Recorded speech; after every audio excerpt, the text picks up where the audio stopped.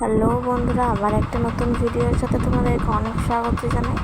তো আজকের রেসিপিটা নিশ্চয়ই তোমরা থাম্বনেল দেখে বুঝতে পেরেছো আজকে আমি কী রান্না করে দেখাবো তোমাদেরকে।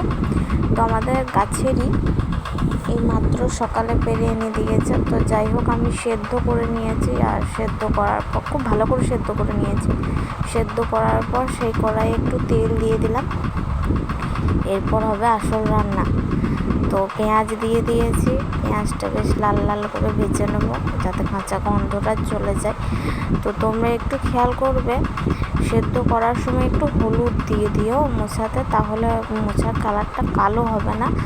আর যদি তেতো থাকে সেটাও বেরিয়ে যাবে, মানে কলার আঠা তো বুঝতেই পারছো কীরকম। তো আমি একটু আদা দিয়ে দিলাম। আর আমার ছাড়ানোর সময় হাতগুলো তেল না নেওয়াতে আমার হাতের যা অবস্থা হয়েছে, তোমরা নিশ্চয়ই তেল নিয়ে ছাড়িও। আমার যা অবস্থা হয়েছে আমি বুঝতে পারছি। তো অবশ্য তেল নিয়ে মুছে দিলেই চলে যাবে, কিন্তু তাও একটা চিটচিটে খসখসে ভাব, কলার আঠা যেহেতু। তো আদা রসুনটা বেশ ভালো করে ভেজে নেবো আমি পেঁয়াজের সাথে, যাতে গন্ধটা চলে যায়। তারপরে একটু তেল ছেড়ে এলে মশলাপাতি সব দিয়ে দেবো। তো একদম আলাদা রকম রান্না, মানে তোমরা ইন্টারনেটে যেরকম দেখো যে অনেক মশলাপাতি দিয়ে রান্না, এখানে আমি সেরকম কিছুই দিইনি। দেখতে পাচ্ছ ফোড়নও কিছু দিলাম না। এরপর আমি দিয়ে দিলাম প্রথমে লঙ্কা গুঁড়ো। লঙ্কা গুঁড়োটা দেওয়ার কারণ, তেলের ওপর লঙ্কা গুঁড়ো দিলে মানে তরকারির ওপরে যেই লাল লাল তেল ঝাল ভাসে সেটা হবে। তো যাই হোক, তেলের ওপর দিয়ে দিলাম। তো জল দিয়ে দিলাম একটু আমি, কারণ গুঁড়ো মশলা তো ধরে যায়। তো জল দিয়ে দিলাম একটু। তোমরা দেখছো রান্নাটা কীরকম হচ্ছে।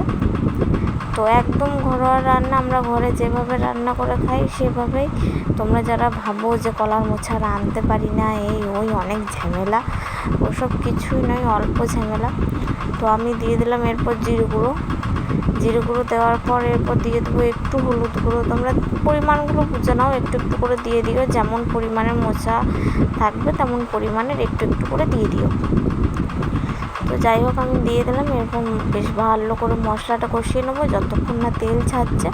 আর তেল ছেড়ে গেলেই এর কালারটা আরও পাল্টে যাবে। এমনিতে তো লালচে কালার রয়েছে, যখন তেল ছেড়ে যাবে তখন আরও লালচে হয়ে যাবে, তো তোমরা দেখতেই পাবে।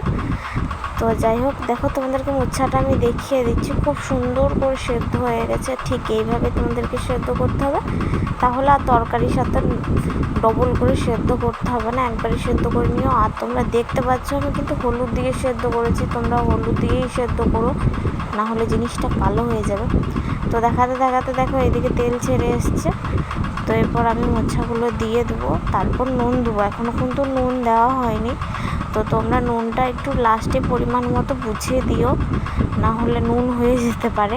তো আমি লাস্টেই দিই, যে কোনো তরকারি আমি করলে লাস্টেই দিই, মানে যে কোনো রান্না যাই বলো না কেন, আমি সবজি টবজি দেওয়ার পরই নুন দিই। তো তোমরা যদি সেটা না করে থাকো, তোমাদের যদি আন্দাজ ভালো থাকে, তাহলে তোমরা প্রথমেও দিতে পারো। আর এতে চাইলে তোমরা টমেটো দিতে পারো, আমি টমেটো দিইনি। তো দেখতে পাচ্ছ আমি নুন দিয়ে দিচ্ছি।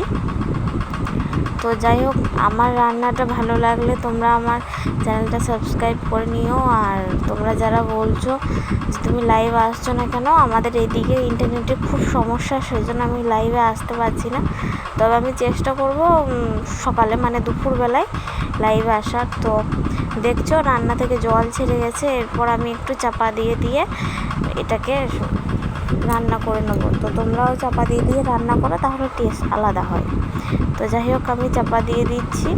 এরপর চাপা দিয়ে এই জলটা মেরে নেবো, তারপর একটু জল দিয়ে ফুটিয়ে নেবো।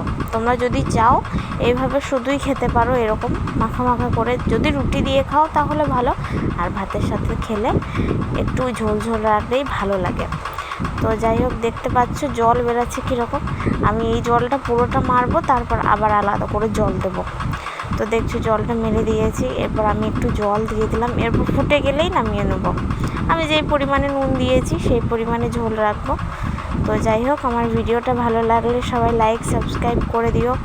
আর বন্ধুরা আমার পাশে থেকো। আমার রান্না শেষ, তো তোমরাও বাড়িতে বানিয়ে দেখো কেমন লাগে। একদম হালকা রান্না, কোনো রকম কিছুই দিইনি, দেখতে পেলে তোমরা।